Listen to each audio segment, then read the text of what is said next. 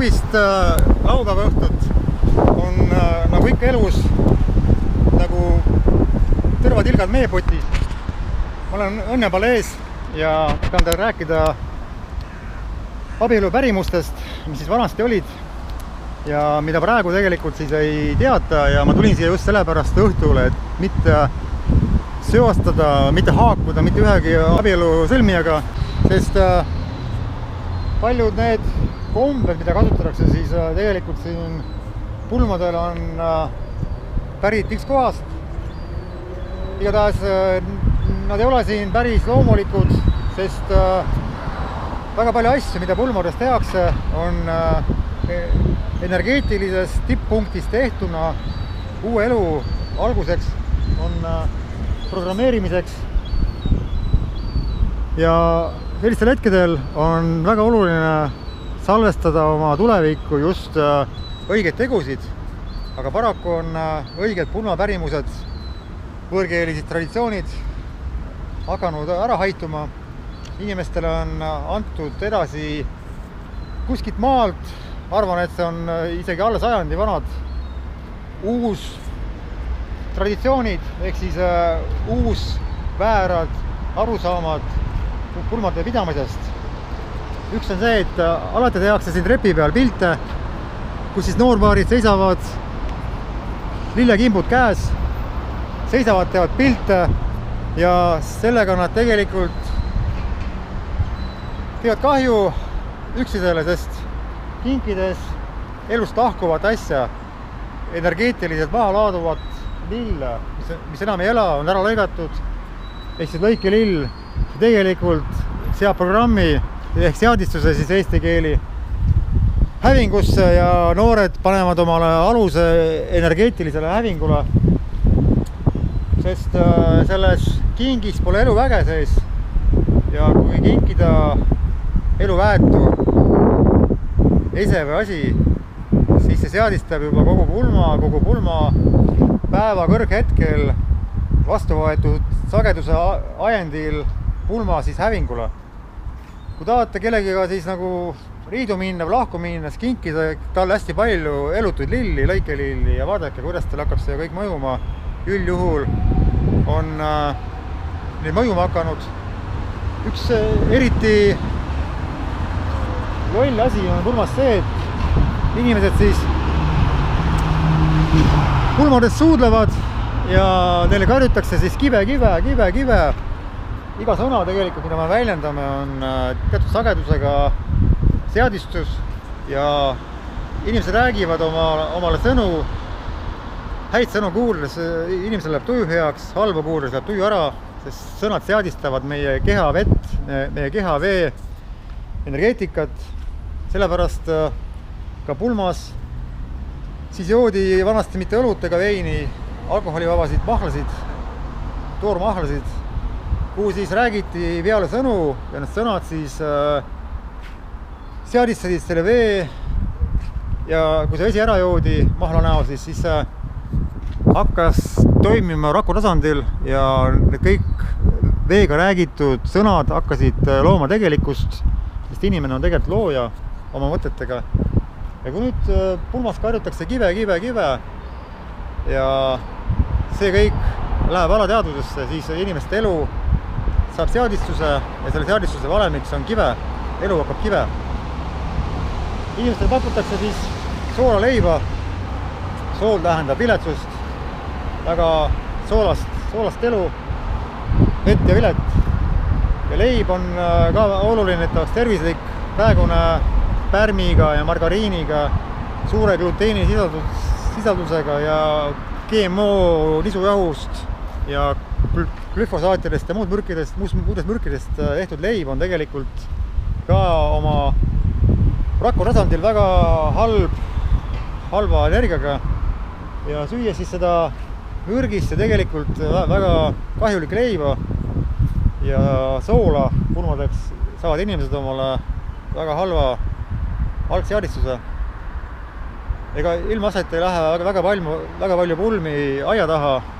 Ma olen kuulnud, et ligi 80% pulmadest on tegelikult ju mingi aja pärast nagu aru saadakse tühja läinud, ilmselt lahutavad. Üks loll asi on veel pulmas, mida tehakse, on siis pruudirööv. Kui pruut roovitakse ära nagu pulmaneljaks, siis tegelikult on ka see üks seadistus ja lõpuks on see, et seda naist hakkavad röövima nii heas mõttes ära ostma mehed ja see naine hakkab käima vasakul. Hakkab käima siis nende juures, kes pakuvad rohkem võib-olla armastust, rohkem lähedust, võib-olla nende juures, kes on rikkamad, pakuvad rohkem lõbustusi.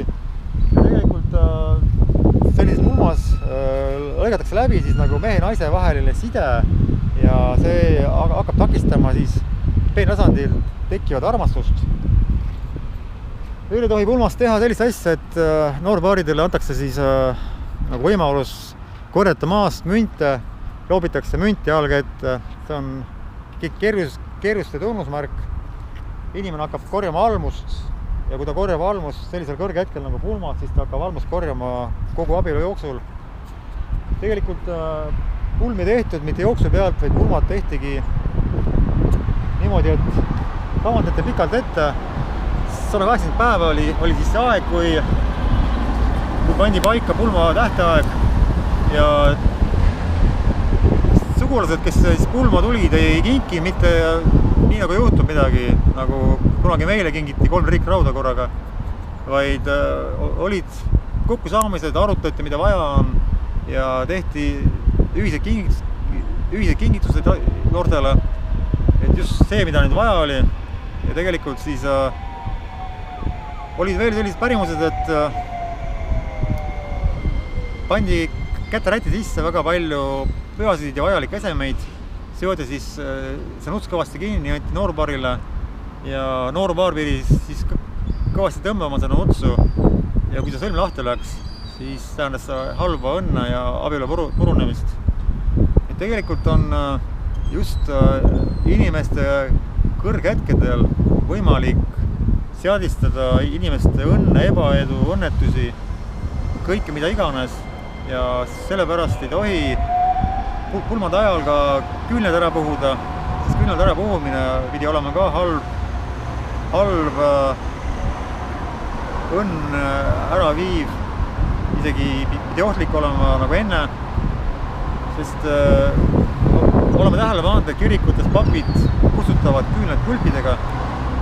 See on siis nagu selle hetke kontrolli alla võtmine ja üks halb asi on veel, et kui pulmi peetakse siis kuskil veekogu ääres, siis lastakse vette laevukesed põlevate küünaldega, antakse jällegi voli siis juhusele, kas see laevuke nüüd läheb põhja, kust küünlad ära tulla käes ja tegelikult on väga oluline see, et igal inimesel on oma kindel eostamise ja sünnihetk, kui on inimeste energeetilised tipppunktid ja kui selline küünlakustutus või paadi põhja minek, küünlakustumine juhtub just sellel hetkel, kui inimene eostati või siis sünnihetkele, siis see tegelikult on inimesele haavatav ja neid asju ei tohi teha. Meie kogu praegune haridus ja loodus on pannud inimesed luksusesse, on õpetamas neile seda, kuidas olla edukas, kuidas saada palju küllust, rikkust, kuid kõik on pärit võib-olla kuskilt mujalt, kuskilt välismaalt, Brasiiliast, Inglismaalt, Itaaliast, aga igal juhul juured, mis on olulised igale puule, igale sugupuule, igale rahvusele, on hoopis mujal, seepärast teadmata meie esivanemate pärimusi ja pidades pulmi, huupi mingite katoliiklaste või kelle iganes pärimuste kohaselt, on tegelikult inimene eemaldumas oma esivanemate sugupuust, oma esivanemate väest.